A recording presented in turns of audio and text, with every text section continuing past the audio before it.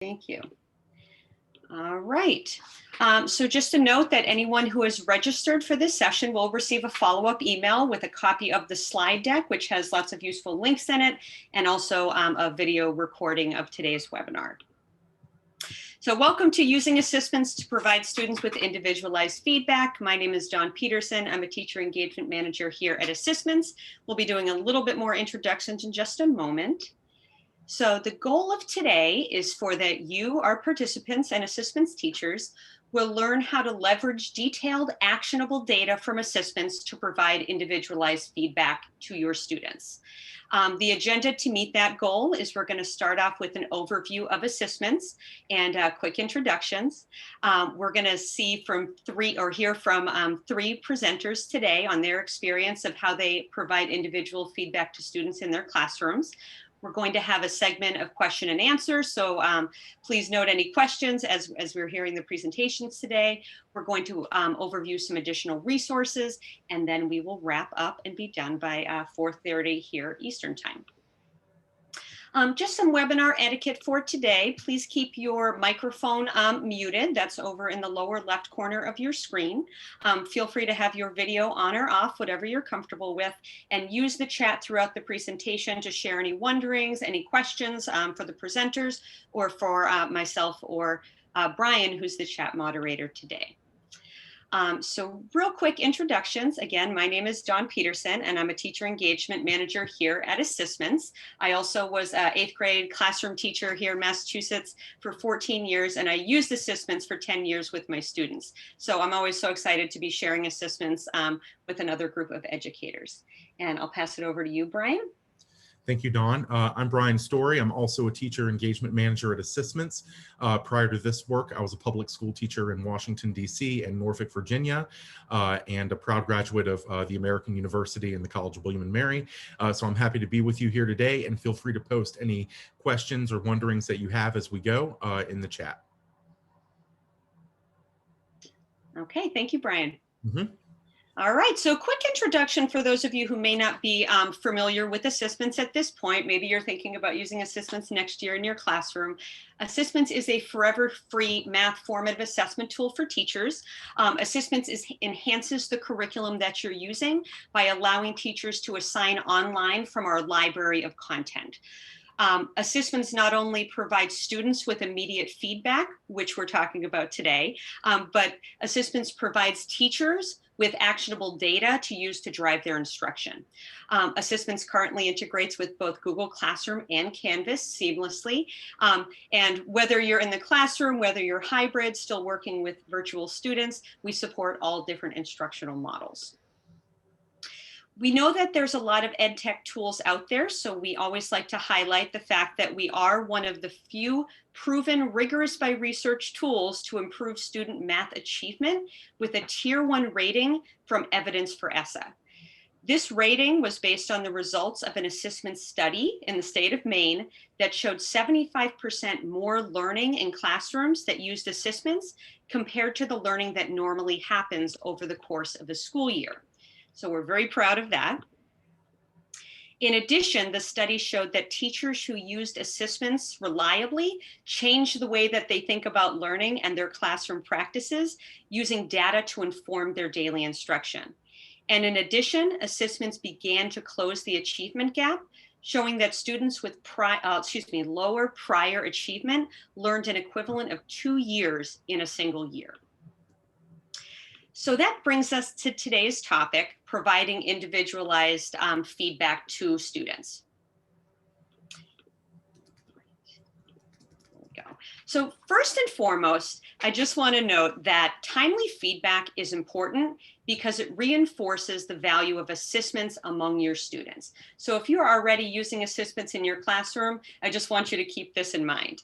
When you share data back with students and explain how it drives your instruction, as well as how it meets the student needs, they will be more likely to take Assessments assignments seriously, which ensures that you can achieve high student completion rates and thus get representative and useful student data to help you make decisions.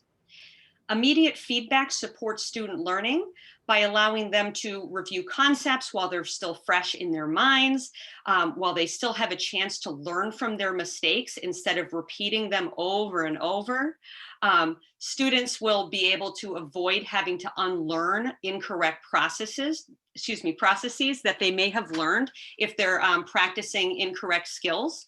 And then also it provides the students the opportunity to develop willingness to share and discuss their work with each other.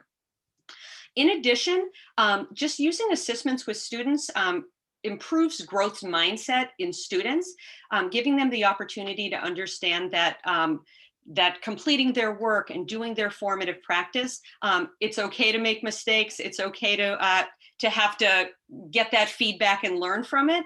And there's this great quote that I found that I thought was so fitting here from Vince Lombardi, which says, "Practice does not make perfect. Only perfect practice makes perfect." So the fact that students may be practicing something over and over at home, if they're doing it incorrectly, they're not going to meet that goal. Okay, one second here. All right, so Assessments was created based on the idea that immediate feedback supports student progress. Here are just a few ways, and you'll hear some more ideas from the presenters today, which shows how students receive timely feedback within Assessments. So first is during the assignment process, students are receiving immediate corrective feedback during the process of learning and practice. They're being told if they're correct, they're being told if they're incorrect, so they can rework and review their notes as needed. Another way that students receive feedback within the Assessments platform, and I know that some of our presenters are going to be addressing this today, is through their open response questions. So teachers have the opportunity to leave scores and feedbacks to provide students with feedback on their work, whether they're in a virtual or an in-person setting. And then lastly, Assessments student supports. In select problem sets, Assessments has built hints, explanations, and even scaffolding to maximize select curriculum. So I would like to highlight today's presenters.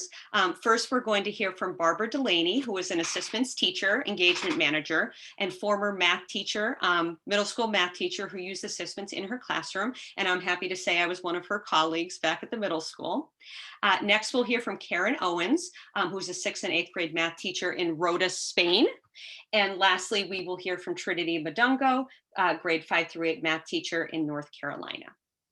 So during the presentations, we encourage you to use the chat and share any questions, wondering, or ideas that come to mind. If a question is specific to the presenter, we encourage you to @ that presenter. Again, we have Barbara presenting first, Karen presenting second, and Trinity presenting third. And we will have a section of questions at the end, and Brian will bring up any questions that come up in the chat. So without further ado, I would like to present Barbara Delaney. Thank you, Dawn. So a little bit about myself. I was a middle school math teacher for 22 years. I retired in June of 2020, not because of COVID. I had already decided to retire, but COVID, the pandemic probably would have pushed me over the edge. I have been working with Assessments for 14 years, so it's been very exciting to see it grow and evolve into the Google Classroom tool that it is today. And I am a teacher engagement manager for the Assessment Foundation, and I also am a professional learning community facilitator with Lesley University right now. So I love working with teachers and supporting them in my retired from the classroom career. So my challenge, and this really happened to me in the spring when we all went into remote learning without any warning, was that Assessments provides a wealth of data. I was already using Assessments with my students. But once we were in remote learning, I had to think really deeply about how teachers can best leverage this data through effective, efficient, and useful feedback routines that move the students forward. So my approach, according to the author Dylan Williams, feedback involves a change of focus from what the teacher is putting into the process to what the learner is getting out of it. So feedback should help the learner answer the following questions: where am I headed? How am I doing? And where do I go next? The most effective feedback is meaningful, specific, and useful. It provides information that allows the student to take action. But I know we have a lot of students, and I know that to give individual feedback is a lot. So our goal is to show you lots of ways you can do it efficiently and effectively and provide your students with the support they need. So I have a long menu here. I'm going to highlight numbers 3 through 7, but I would encourage you to look at the slides for 1 and 2, because there is a slide for each one, but in the interest of time, I'm not going to talk about those first 2 because probably you all do those. But I have some links and some recommended books and things in case you're looking for more information. The one thing I'd like to say is no matter how you use your feedback, always remember to use your strength-based language, that you're always telling students things in a positive way that sees their strength rather than their weaknesses. So the next slide is on the private message, and 20 is the next one. So we're going to go right to 21. So 21 done. You're on 22, I think. Yep, 21. Thank you. I just wanted to talk briefly about private group breakouts, virtual or in person. It's important that students do not see the teacher as their only source of feedback, because there are other opportunities are students to engage in conversation and dialogue and feedback from their peers. Placing students in those small private groups with common goals is a great way to accomplish this. The one thing that I know teachers say, oh, nobody talks. The one thing that you can do to really help your students get going on this is to provide them with sentence starters. And I also know a teacher who actually asks the students all to fill out a little quick survey at the end of their group work to say how their group worked. And I want to mention that, and Dawn said it earlier, that there are, I apologize, I'm on Do Not Disturb. I don't know why my phone's ringing. That there are links throughout this, and I have an article, Making the Standards Come Alive, at the bottom there. There's a link on that slide that you might want to check out that talks more about providing students with sentence stems and ideas on that. So next slide, Dawn. So this is an exciting one I discovered when I was doing remote learning this spring, and said, oh my gosh, how can I do this virtually quick? But you can do this with Classroom. You can do this anytime. So an audio response is the quickest way. It's like you're in the classroom talking to the student. You could be correcting something, working on something in the Google Classroom, not be with your students, and do this audio talk comment. So the first link, the first one where it says talk and comment extension is the actual Chrome extension. So this is for the Google Chrome browser. So it should work in Canvas or work on anything you want. It shows up because you install it on your browser. The students can submit math work or assessments, reflection worksheet, or anything into their Google Classroom, and you can tag it with an audio feedback, or you could actually leave an audio feedback right on your comments where you grade assignments for students. I would like to demo this live, Dawn. If you stop for 1 second, I will share my screen. If you stop sharing for 1 second, I will share my screen, and I have it set up so I can just show everybody really quick. Yeah, go right ahead. All right, I have it set up so it won't take us long, because I know time is not on our side. Host disabled participant screen sharing. Oh, I can't share. Hold on 1 second. I can. If it's a problem, I can just, there's a video on there that shows them how to. I just wanted to show them how easy it is live. You should be able to do it now, Barbara. Okay, let me see. Yep. Awesome. So I have opened this to a student. Can you see my Google Classroom? Yep. Okay, great. I've opened this to a student's Google Classroom. It says your class because it's a demo classroom, and this is a demo student. And I'm going to open this. I'm being the teacher. I mean, this is the teacher's version, and I'm opening this assignment. And as you can see, I only have one student that's turned it in. So I'm going to go open that, like I'm going to look at what the student turned in, and I'm going to look at that assignment, and I'm going to correct it. I've already installed that audio feedback thing to my Google Chrome. So way over here, you can see there's a little microphone, and it just shows up there because you've installed it on your Google Chrome. So I can look at this student number 1's work, and then I can just click on that, and it starts recording. And I can say, great work, student number 1. I see you worked really hard on this. I really like the way you solved number 3. I wonder if you could share that with the class tomorrow. Once you check that, you wait a second, and this link shows up. You can play it and make sure it sounds okay if you like. And if you are happy with it, oh, I apologize. I have only one hand. I have a broken arm, so I can't do this very well. But you copy that link, you say, okay, and you just paste the link on your comments, which is where? Comments here. Nope, I don't know where my comments is on that particular one. I'll go back. Yeah, I think back on the instructions. Like you said, Barbara, it's hard to navigate with just one I'm arm. sorry. I'm sorry. You can put it in the comments that you give the student when you're grading it, and it will show up on their comments. I don't know where the comment is on this one. I don't know why, because there's nothing turned in, I guess, no paper. You can also make a comment that you can post right in your Google Classroom to your whole class or send a private message. What's nice about this is that it's quick, it's easy, it's right to the point. You can just say what you want to say to that student and move on to the next thing. Great. Thanks, John. And so there also was on that slide a video of somebody else showing you how to do it down the bottom. And that guy explains all different ways to do it. So he walks you through it too. He did a good job. Okay, Don, next slide. And then a quick message feedback. If you don't want to get bothered with all those different things, a quick message feedback is great. You just have a little form. And I just want to remind you to use strength-based language. However you do that, always start with, I loved this. Next time, remember this. Let me know if you have any questions on whatever. Quick feedback, email, or post it in a private comment or somewhere for your students. All fast ways. And then lastly, oh no, I have two more things. This was another teacher came up with this, and not only do we call it Feedback Friday, but somebody else in one of my PLCs said that they like to do Motivation Monday because they like to set the goals. But I want to remind everybody that you have that student detail report, and it's really nice to open that report alone with a student and give them some one-on-one descriptive feedback. You can ask them to reflect on it, on their report and how they're doing on their assignment that week, maybe an exit ticket, and then come talk to you and help them set some goals for the next week's assignments. And some people like to think about doing that on Fridays because it closes out the week. Some people like to start Monday with that to get students set on what they're doing. And this last one, a mini one-on-one learning experience, I happened upon out of the needs of my students this past spring.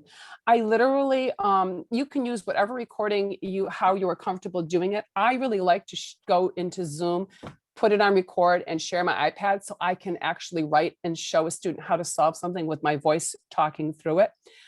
This spring, I did that for individual students that were struggling with certain problems. And I did it for one student, and then other students were struggling. And I was able to send them a quick email or a private message with that little 2-minute video saying, oh, let me show you about this and what you didn't understand. And I had such great thanks from students saying, thank you so much, that I took the time just to make that quick little video, nothing fancy, just writing it on my iPad and sending it to them. And students gave me great feedback on it, how it cleared up things for them. So next. So the results that I have found with taking the time to do this individual feedback is your students, they gain confidence in their math ability because they feel valued and supported by you. They appreciate that individualized attention. It builds on a collaborative learning culture between you and your students. And students evolve their growth mindset and they become agents of their own learning because of their own data that they've learned to use and because of your feedback. So they feel some sense of control over their learning. And then lastly, my results. Just a few quotes from the spring that students sent to me. I actually had students one student that wrote me an email at the end of the year and said, I never really liked math and I still don't, but this is my favorite class, which I took as a compliment. But the kids anytime I did an individual feedback to them, kids said, thank you for that mini lesson. Thank you for your help.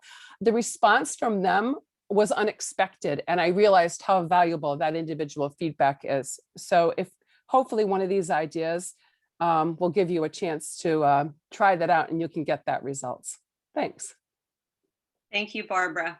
And as Barbara's presenting, I'm sorry, now that Barbara's wrapped up, if you're thinking of any questions that you want Brian to raise after the presenters share, please go ahead and put that in the chat and Brian will be recording those and saving them for later.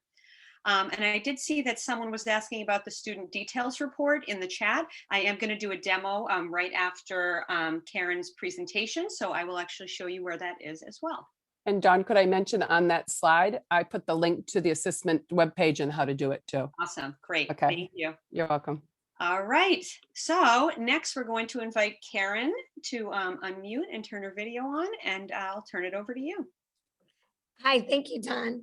My name is Karen Owens, and I have been teaching for about 20 years and I've been all over the world because I teach for the Department of Defense education activities. So I currently teach in Rota, Spain, but I've been in Japan, Cuba, the United States. I've been in Cuba twice, actually. But I've been around the world. I have lately been teaching mostly middle school students, although I've taught from 6th grade math all the way through AP Calculus. And I wanted to share today a little bit about how I use assessments and giving my students individual feedback. Currently, I teach Math 6 and Math 8. This year, we started in remote unexpectedly, as many of us did last year and this year. And we had a different schedule this year that was very unique, that really limited my time with my students. So I was only allowed to give my students 30 minutes per day total time while we were in remote this year. And that's not really a lot when we're used to 85 minutes on block schedule every other day. That was instruction, assignments, everything. So that was, I didn't really list that in my struggles, but 30 minutes a day was not a lot of time for my students. We had to make some adjustments because of that. Currently, we're teaching in person and we've gone back and forth, but we're almost done. We're almost at the home stretch, and I think we're going to stay in person for the rest of the time. What I do in my class, my assessments routine, is that typically we have some whole group instruction. And when we were in remote, sometimes that was videos, sometimes it was face-to-face. In person, we've even done videos sometimes, and also done whole class face-to-face instruction. But after our instruction, students complete Engage New York problem sets or similar assignments and assessments. And they usually complete those assignments on the same day as the instruction, but they're not due until the next block, which is usually 2 class days later. Almost all of my assignments include some open response questions where I'm able to give my students some individualized feedback. The challenge that I was facing this year as we began in remote is that students were not getting the same immediate feedback the same way that they would in an in-person setting, or at least in my career, they were not getting the same kind of feedback that I like to give. And I was struggling to give my students individualized feedback on the open response questions. I felt they were important, but I was struggling to give my students feedback in a timely way that wasn't taking over my life. I needed to make sure that I had a balance for my family and my students, but I wanted to give, it was important, I wanted to give my students that feedback. And that was my biggest struggle, is really coming up with a way to balance that time.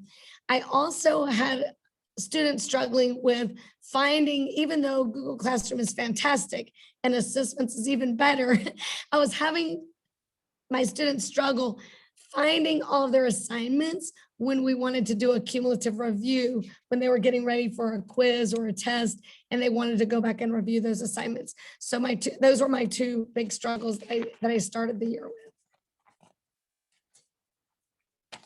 The approach that I took for resolving these challenges was that I came up with a system, a new grading routine for giving my students feedback, and communicated with my students in Google Classroom in the assignments when I would be grading their assignment for the first time, and they would be getting individualized feedback, and when they would have a second opportunity, when they would be able to, if they haven't gotten to it yet, they would be able to turn that assignment in, and when I would be grading that a second time. So I grade the assignments twice typically and give my students individual feedback. I found that the first round, I do it actually before it's due. And I found that a lot more students have actually been completing the assignment before the due date as we've continued to use this process through the year.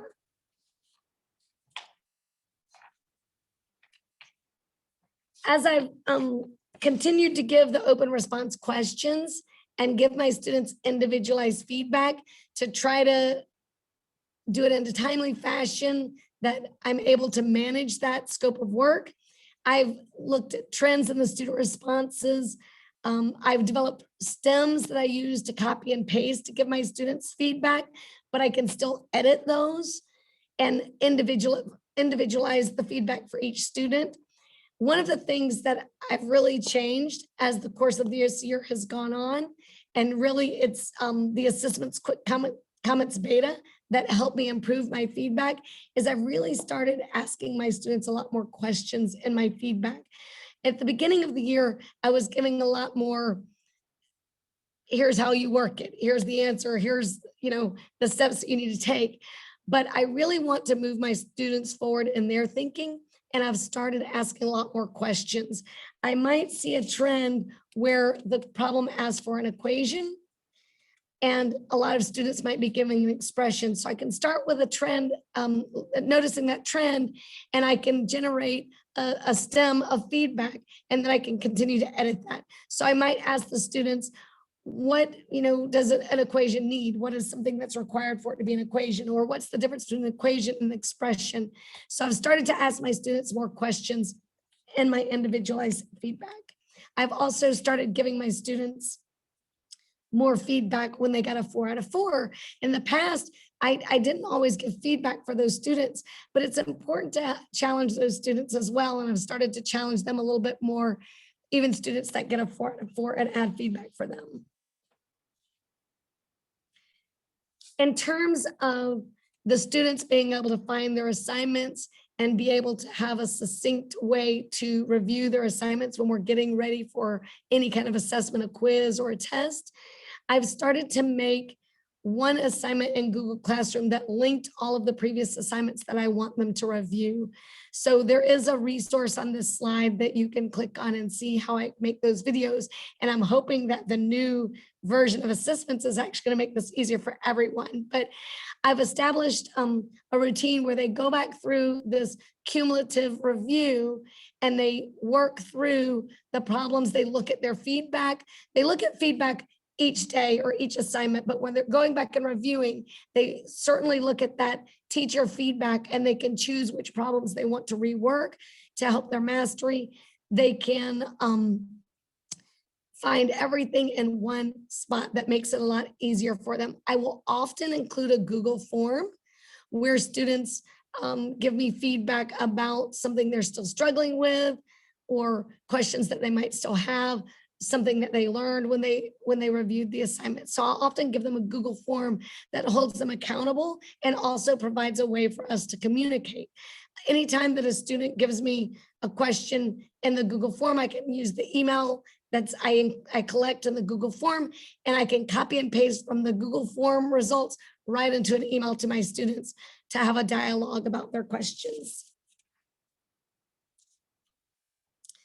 The results that I've seen this year using ASSISTments and implementing the process where I grade twice and implementing the single one-stop shop review assignments is I've seen that my students are doing their assignments on time and early because they want to benefit from the feedback that they get, and they want their day to be involved in the class discussions that we have where we go over and we review the assignments. They are practicing the key concepts quicker to when we had the instruction, and it gives them authentic feedback. It gives them actionable feedback that they can use to improve their mastery. I encourage them to go back through and rework problems that they've missed, and they get instant feedback, or they can get feedback on the open response and use that question to move them, those question comments that I've given them to move them forward. I can tell you that I can't imagine teaching without ASSISTments again in the future. It has really changed and impacted the way that I give my students feedback. And I can see growth from my students as a result of that. Thank you so much, Karen, for your presentation. Thank you. So just a reminder again, if anything that Karen has shared is making you notice, wonder, have any questions, please post those in the chat. And I'm actually going to take a quick minute before I invite Trinity to share her experience, just to go over and highlight, not that, I'll go over and just show a little bit about essay scoring, which Karen shared about. So first I'm going to hide these student names. These are some of our colleagues, but there's two ways that you can leave feedback to open response questions. So once you're in the report, first way is clicking on the essay scoring bar up here at the top. When you do that, you'll see all of the student responses for this open response question, and you can hide different columns. So if I want to hide those student names, or even hide the column that has their comments or whatnot. So you have all of these options here to leave that feedback, just like Karen outlined. And then we also have the option to custom sort, which I really like this feature because it allows teachers to highlight a variety of student work. Maybe it's student work that shows different ways of solving a problem. Maybe it's showing different exemplars. But again, that is the first way that you can score open response work. The second, if I go back over here to the assignment report, is clicking on the triple dot. Now, for the person in the chat who asked about the details report, let me just show you real quick. This is where you can access the detail report, which you can find a play-by-play on student work. And this is also the second place that you can score student work. So you have two options. You can score student work by question, which I just showed you, or if you're looking to score student work by individual student, you can see all the students' work right here in one place, leave their score, leave their feedback, and you can even shuffle through students up here at the top. So it's really your preference how you like to do that scoring. All right. So if there's any other questions about anything related to that, Brian can bring that to my attention in just a few minutes. And I would like to invite Trinity to unmute and turn your video on, and we'd love to hear your experience. Thank you, Dawn. Hello, everybody. My name is Trinity Modungo, and I am currently in North Carolina, and I teach at KIPP GCP Middle School. It's in the rural part of Eastern North Carolina. Currently, I'm teaching 7th grade math, but previously I've been working with 5th, 6th, 7th, and 8th grade students who struggle with math. So it has just been small groups, but this year I've been working with actually the whole 7th grade group. 95% of our students are African American, and 3% of the students are also Latinx and Asian. More than 90% actually get free or reduced lunch. So last year, because of COVID, we shut down and we went fully remote until just recently in April, where we started a hybrid plan where some students are coming in person and some who chose to continue staying fully remote. So this is how I use assessments.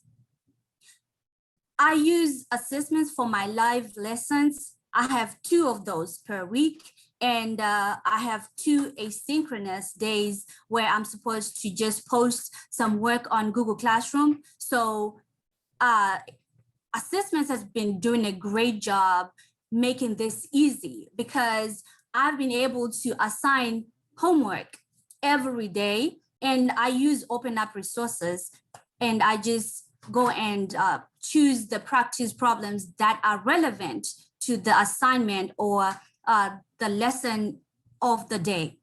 And on the live days, I assign an exit ticket, which kids can just tackle before they leave my Zoom call. And I also pull this up from assessments, and I just post it in Google Classroom. For exit tickets, I may also pull it up from Eureka Math or Open Up Resources. On Friday, because I've just talked about 2 live lessons, that's 2 days, and 2 asynchronous lessons, that makes it 4. The 5th day is like a flex day where we just meet up with small groups and we do small group interventions. So this is where I use assessments for skill builders. So skill builders help me to remediate, and also I check for mastery. When I just reteach a concept, I assign a skill builder, and then I assess if my students are actually understanding and have mastered the concept. So this is my challenge that I met over the year. I have a total of 106 students. And during the whole virtual year, the highest number of on-time completed assignments that I got was 94. That's the highest out of 106 assignments. So some students would turn in the assignments maybe 18 days late, or maybe 2 weeks later, right? So because of this, providing timely feedback to my students has been a challenge. You know, you wanna give feedback to the students before they actually forget about the assignment so that they know where they're headed, how they're doing, and what to do next. So because of this, also appropriate intervention has been challenging, because when students eventually turn in their work, the rest of the classes already moved on to the next assignment or even to the next unit. So it has been a challenge.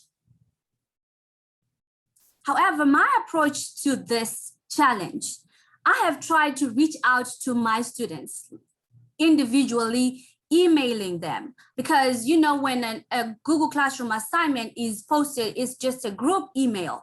So to reach out to students, I would actually individually send them emails and just try to encourage them to work on their assignments, because by the time we get to the middle of the year, I now know that these are my students that struggle with turning in their work on time. So I already go ahead and send out individual emails to just remind them, encourage them to do the assignments. And after this, I also try to make some time to meet them one-on-one and then try to review the assignments, because some of them have personal reasons, like they're taking care of their siblings while their parents have left for work. And you know, it's not really their fault. So you still want the students to learn regardless of what they're going through or their personal reasons. So I try to create some one-on-one times so that they can catch up.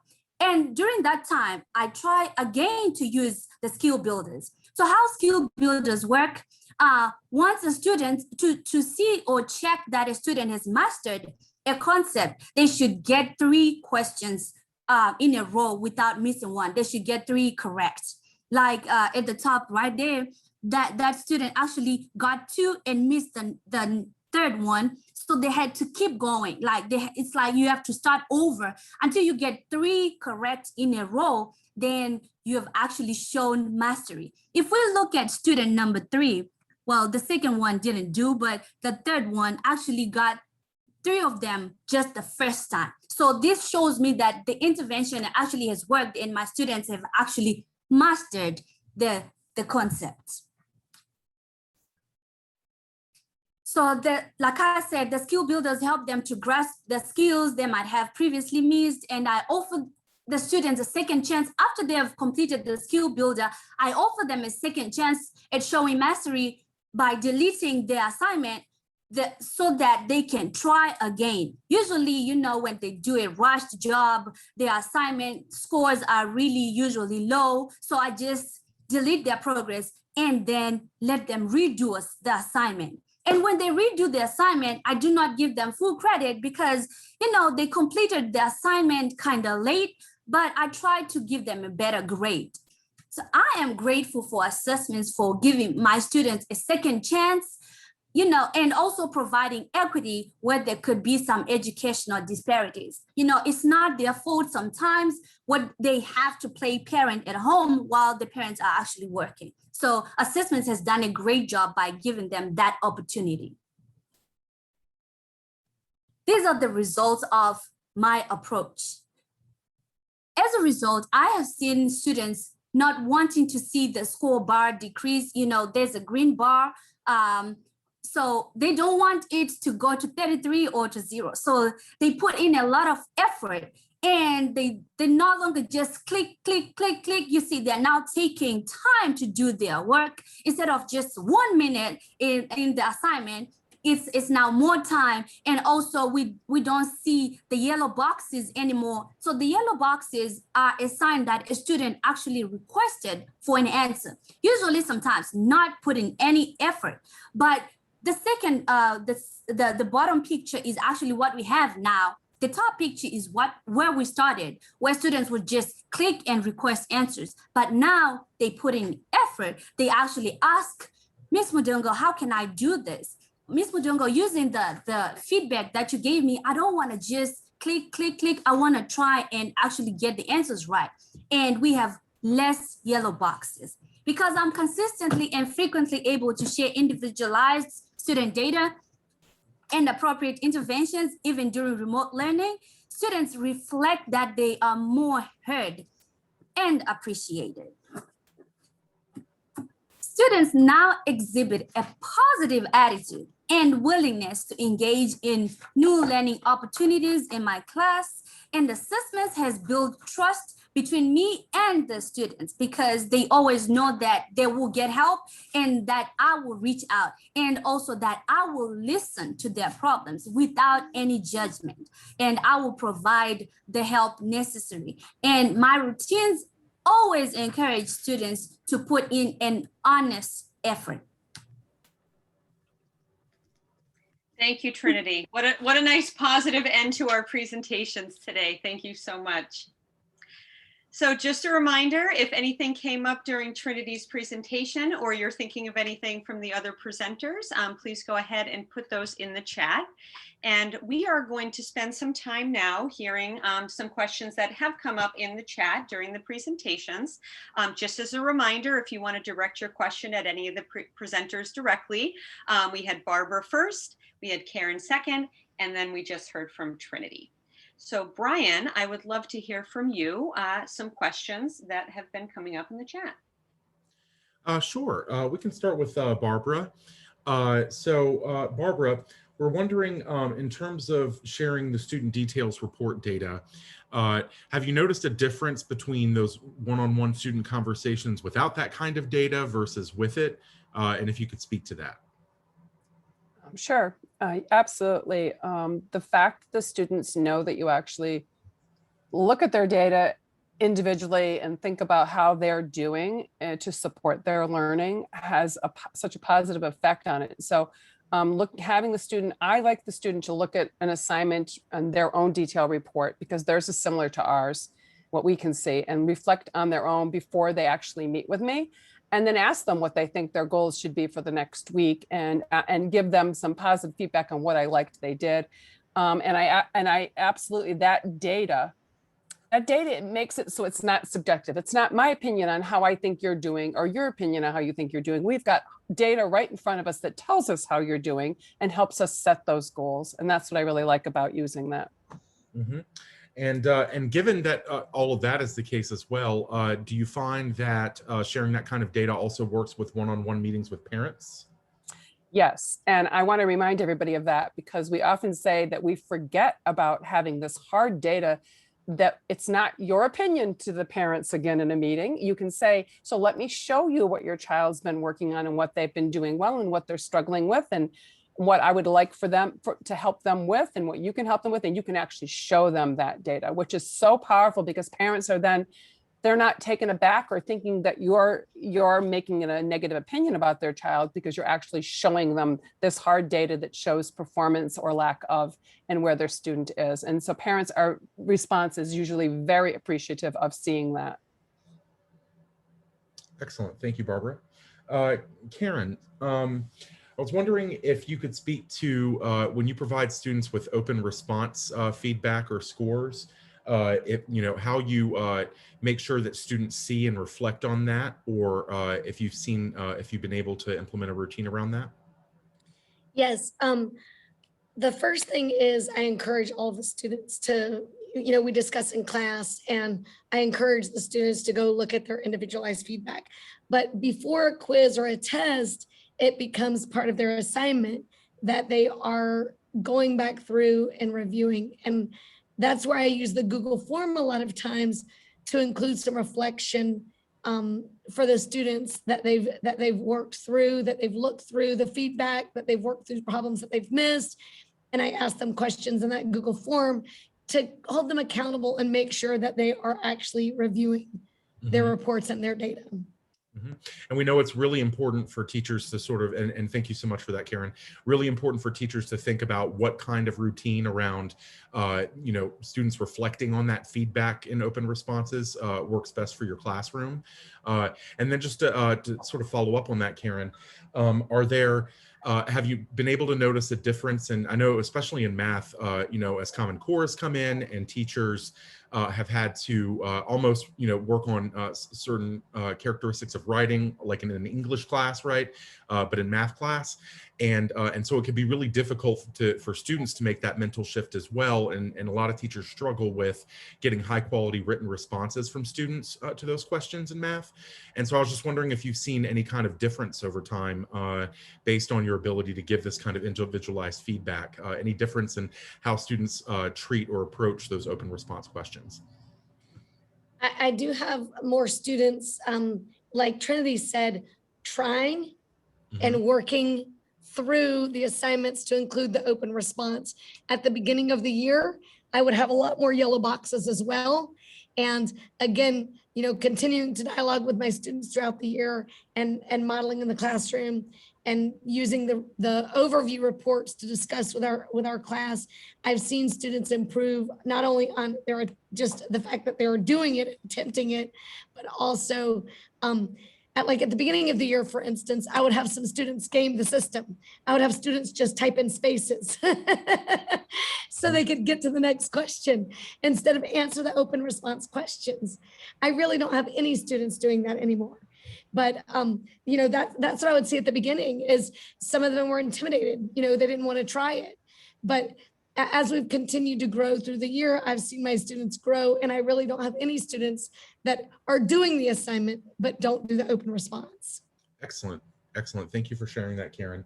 To Trinity, what advice would you give to a teacher trying to get their students to buy into the value of assessments? We know that incorporating a tech tool like assessments, even if you've already established a routine, you may have sort of that struggle, that was mentioned of, getting more students or a higher completion rate or students that take it seriously.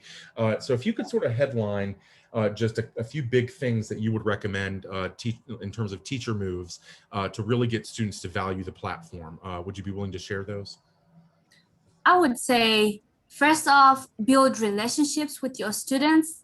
And once you have built the relationship with your students and they know that they are valued and they will not be judged, assigning work to them however way will be easy and they're willing to work. And also just to avoid, the yellow boxes, it's always better to tell the students that it matters to show your effort. And your effort will always give you results. Don't just rush through the assignment. Take time. So if it is coming from the teacher, I think students value that a lot. And also the feedback, make it so impactful that students see the value in it.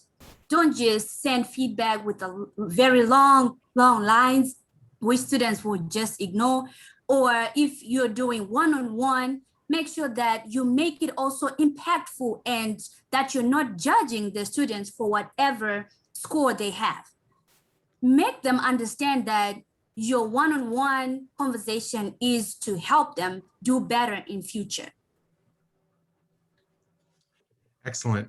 Thank you so much, Trinity. And with that, I'll go to a more general question. And Dawn, this one's for you. We had a teacher ask about geometry content and assessments. And so I was wondering if you would just show where or how teachers might find geometry content in our library. Sure. And this will give me an opportunity to also show skill builders, because I know Trinity and I think Karen also mentioned skill builders. So when we go to explore content, We'll see some open educational resources. We'll see textbook. I'm just going to click on explore more content here, which will bring me into the assessments content library. And just to highlight right here, this is where you'll find skill builders, which are organized by grade level and then by Common Core standard. So if you're looking for a really specific mastery-based practice set, like Trinity was kind enough to explain, students need to get 3 in a row to place out and show mastery. So it's a really great way to pre-assess skills or assess skills after students do some relearning. And for geometry content, we do have Kendall Hunt Illustrative Math Geometry curriculum, along with assessments. Engage New York, we have geometry, the full curriculum, along with assessments. And then we have the skill builders. Let me go right back here. The skill builders and also problem solving sets, which are just a great place to find, skill aligned practice problems for students. And one thing I would encourage you to do is once you get into assessments, we have our fresh new look, which I realizing now I probably should have shown Brian, but our fresh new look actually has the ability to search by standard throughout all the curriculum. So it's a really easy way to find different types of practice for students to do all along with aligned with one skill. All right, Brian, anything else before I start with our wrap up? No, I think that's pretty much it. Just want to thank those of you who've been sharing your thoughts and questions in the chat, and also thank our presenters for sharing their perspectives, which are super valuable with our teacher users. Great. Can I make one more comment? Sure, Karen. Before we go, I'm sorry. No. When you asked me, Brian, about the students reviewing the reports, one thing that that I didn't know in my first year of teaching, but but as you gain experience, if it's important to me, if it's important for my students' learning, I need to establish a routine and time in my class or time for the students to do that. And so that's one of the things that led to that overview review for the students, because if it's important to me for their learning, then I need to build that into my practice. And so that's just my last comment about it. No, I Thank you. appreciate that, Karen, and I think that's exactly right. You can't do everything under the sun in your classroom, but you should definitely be sure that if it's important enough for you to have students do it, that you are addressing it and building that into your classroom routine. I think that's a pretty good universal teacher move, right? So that's excellent. Thank you. Thank you. All right, so just to recap today's key topics, we did just a quick overview of assessments and why you should use it, how you can use assessments data given the 3 presentations to provide individualized feedback to students, and you had an opportunity to share and ask questions on the topic. Just a note that we are revising and creating some brand new webinar programming for next year. We do have one more drop-in help session for this year. So if you do try out some different things and need a little bit of support, you can sign up on our website. And any of our targeted webinars and any of our webinar recordings, you can always access through the Assessments webinar library. And those are both linked in here. So when you get the slide deck, you can have easy access to that.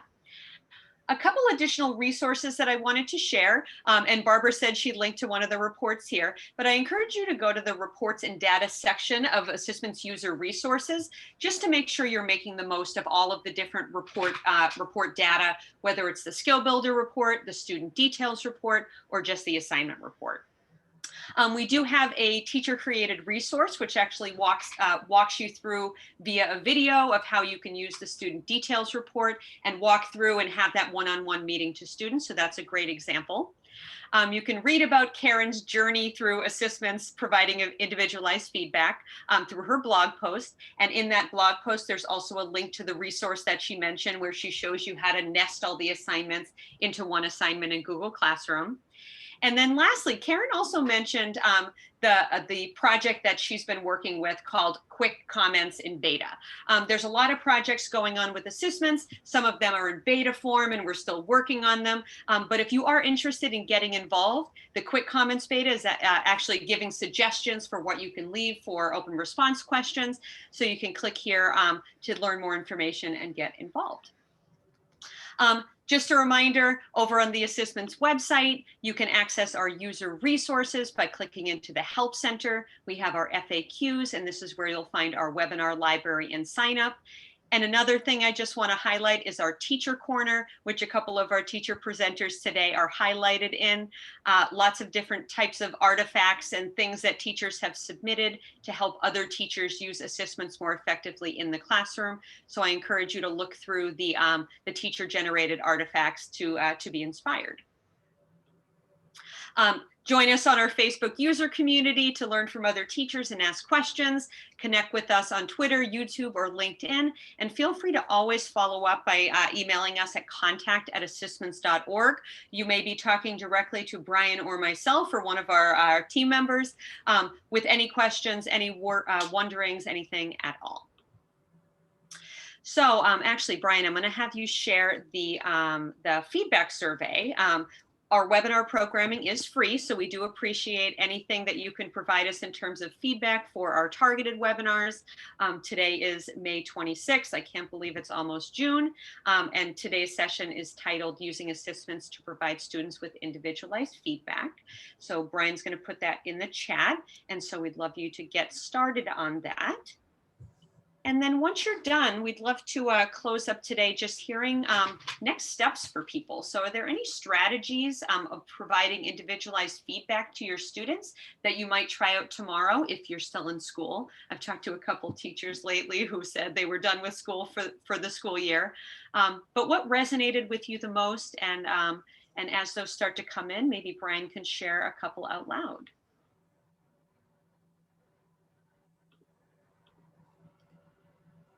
Again, thank you for taking the time to complete that survey.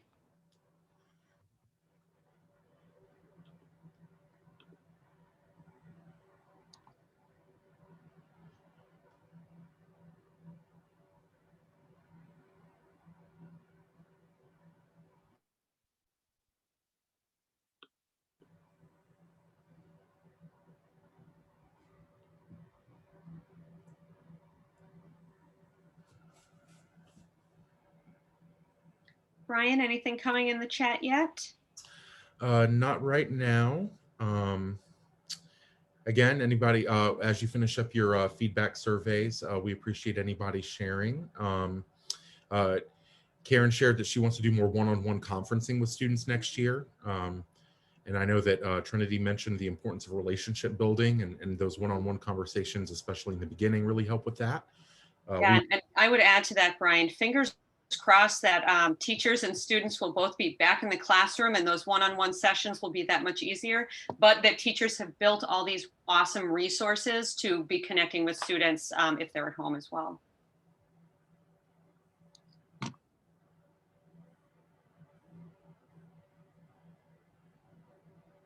Anything else coming in? Not right now. Sure, we'll give it about 30 more seconds or so for anyone to share in the chat. Mm-hmm. And, you know, it's really important, especially as we go into the summertime. We know folks are planning. You know, I'm sure a lot of folks here today are just sort of thinking about how they might incorporate the ideas they learned about today or were inspired by, how they can incorporate those things into their planning process for next year. You know, feel free to reach out to us if you have any questions along the way, you know, and we'll be happy to assist in any way that we can. All right. Last call, Brian. Anything else coming in? No, I think that's it. Just want to thank our presenters again for presenting and those of you who are willing to share your questions and wonderings in the chat throughout our session today. Yeah, and to wrap up, just so we're finishing on time, thank you for coming today. One more time, here's our email, contact@assistments.org. If anything comes up, please don't hesitate to reach out. And thank you so much for our presenters. And we'll be sending out the recording and also the slide deck so you can access all those wonderful links that we shared today. So Peterson, I just can't help it because if I'm going to write, it will take me a longer time. So I just want to say thank you. I like it and I'm excited. And it's just that I miss how to use it. So I'm going to find how to use it, but I am trying to scroll and like looking at everything, but it is too much coming into my mind. So, but I like it. I like it very much. Thank you. Thank you. Well, that's a wonderful last comment. And I'll just remind everyone that we are going to be having new user webinars starting in April. So if you have colleagues that need to get started and kind of start from scratch, that will be emailed out and it'll be available on our website. And you meant August. August, what did I say? October?